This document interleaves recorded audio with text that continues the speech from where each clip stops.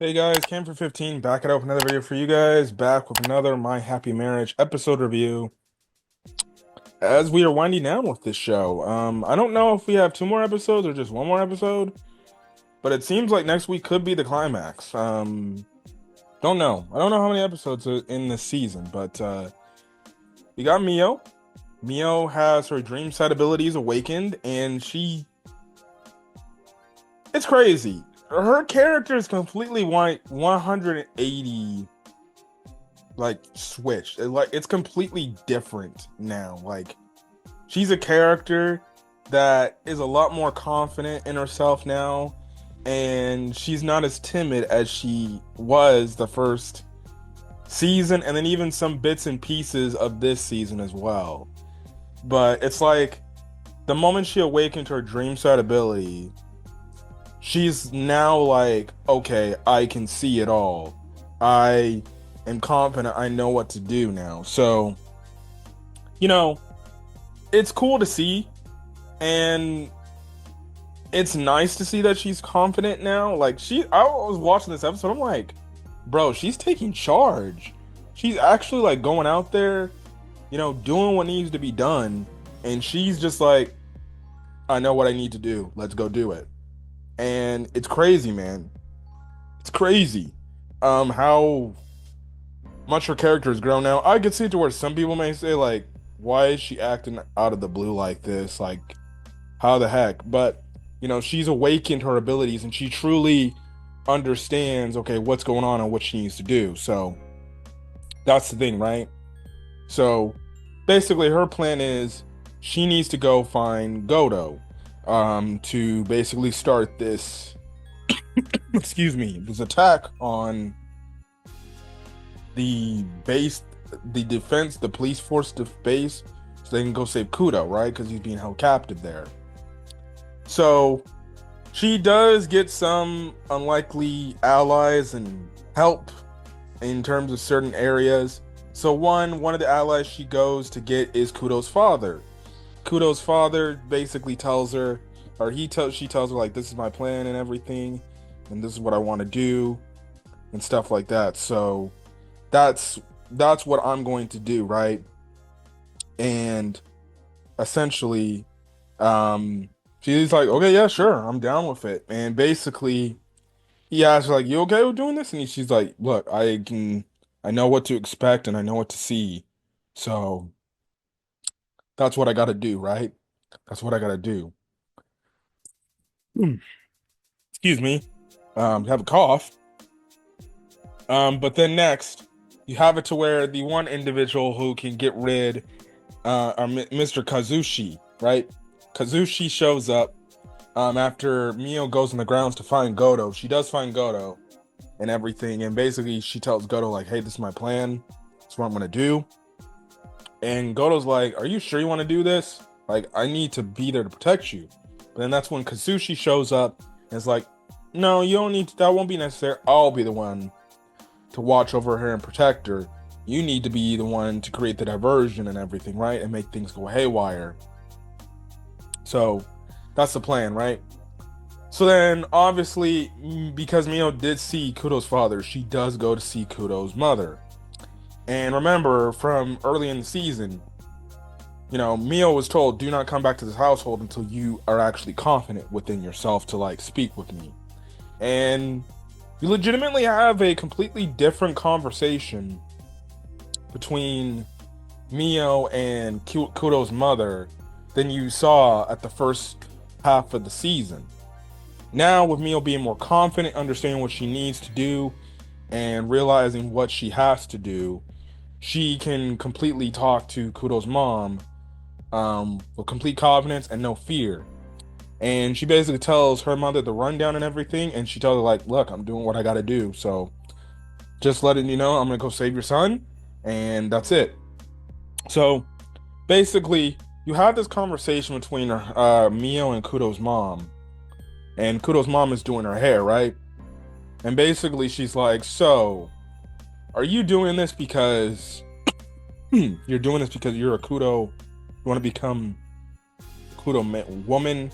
Are you doing this as your own person, basically trying to do this for like as she kind of she kind of said it like, are you trying to do this because like you're Kudo's fiance and like what's the purpose? Like she's asking like, are you trying to do this to like what's the point of you doing this? Try to be a Kudo woman, you know, basically obviously taking the name, right? And being that or she's doing this for selfish reasons, right?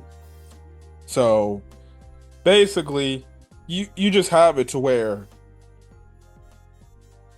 you and then she also asked him or asked her, she's like, listen, you talk she talks about like, do you love him as like, your own selfish person, or like in terms of like, do you care for him as a man, or do you care for him, or do you love him as a Kudo, as a fact that he's a Kudo, right?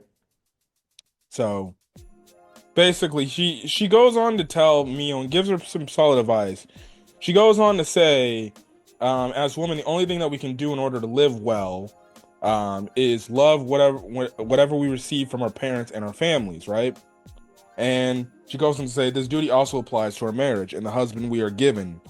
And basically, she's saying, like, listen, you have to love and treasure what means most to you, and you have to love and treasure, your family. So, basically, saying, like, in this instance, like, you're gonna do all this for Kudo. Well, you gotta back up what you're saying. Like, if you truly love Kudo, you gotta be there and love him and everything. But she does say, like, albeit I know that's not your story and everything. And I know that you truly do love him and everything.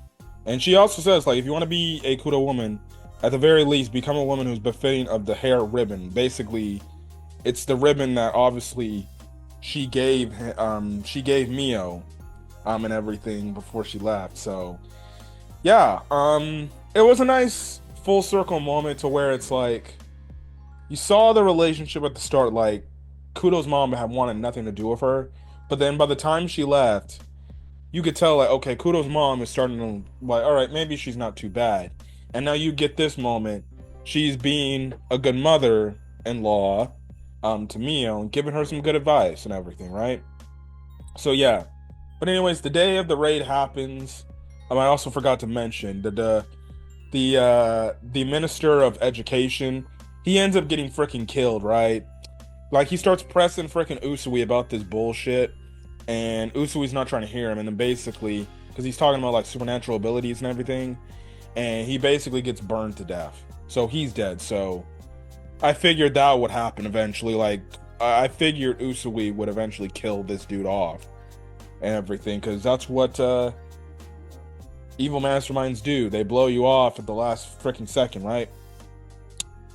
So what then happens is you get the whole battle starting out. Goto has his men basically cause a disruption, and Mio also tells her grandfather, like, look, I'm gonna do what I need to do, you know. And basically, you kind of have this nice heartfelt moment with her and her grandfather. Basically, her grandfather's like, I do wish your mother could see who what you are now, right? And basically, Mio's like, I know, but my mother always is still gonna live on in me. And he does, and she does invite him to the wedding. Now they say the wedding's gonna be taking place in the springtime or whatever. Basically, where the cherry blossoms are out and everything, right? Which is kind of a symbolization to Sumi, her mother. So the craziness is happening. Mio and Kazuchi and Kyo sneak into the back way.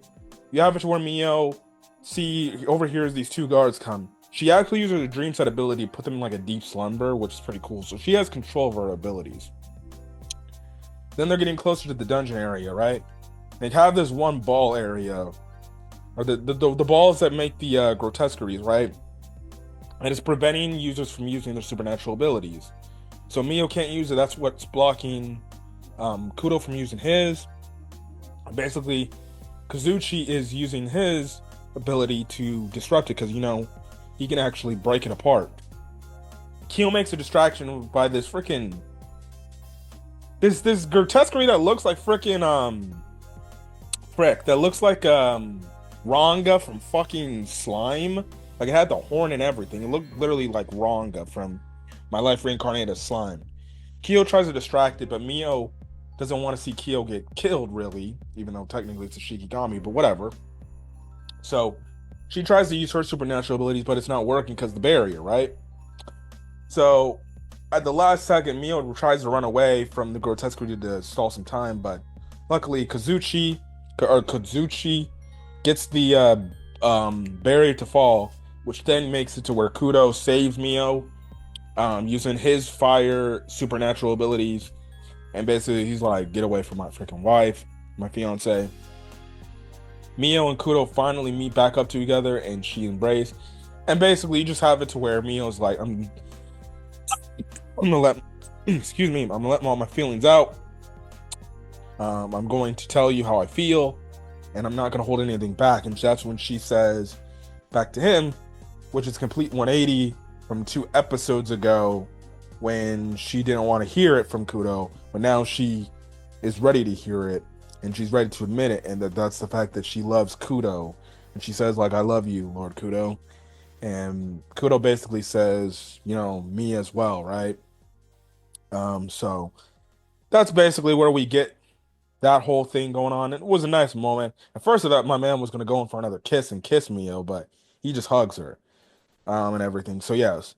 So basically the episode ends where basically things are set and it's looking like the final battle is gonna be set and everything.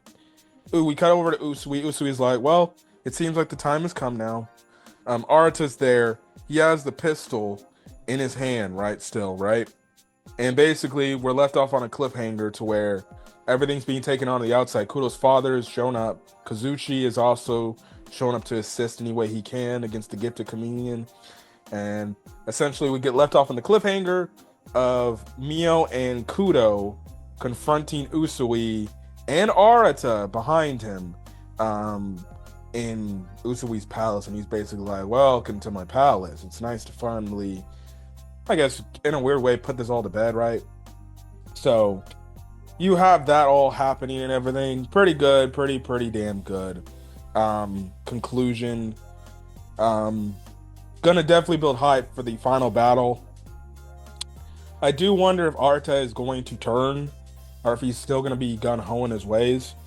I do have that 5% of me that thinks that Arata is gonna try to find an opening to betray Usui and catch him by surprise, but we'll just have to see and everything. And my throat is getting dry and everything, so I'm gonna have to drink some water because I don't want my throat to stay hydrated.